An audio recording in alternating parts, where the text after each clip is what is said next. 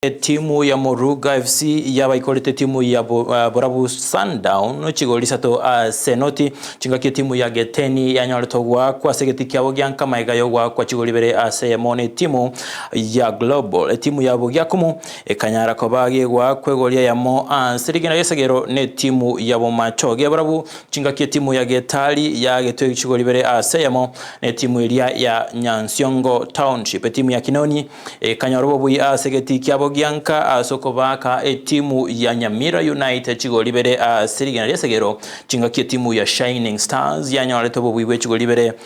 serigena resegero o timu ya Shining Stars yagetwe chigoli bere serigena resegero ne timu